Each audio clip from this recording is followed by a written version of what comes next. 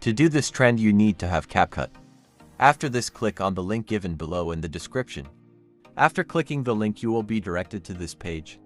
Now here I have provided the 3 different 2023 so far CapCut templates which you can try. But to do the recent trend, choose the first template video. That is, click on Use Template in CapCut option given below the first template video. After clicking on it, you will be automatically switch to CapCut.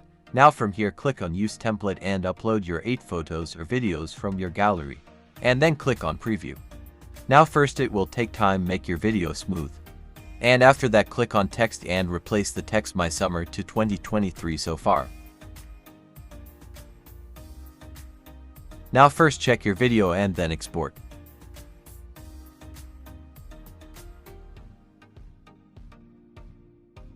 Now you're ready to share. Thanks for watching. Subscribe my channel and press the bell icon for all latest updates.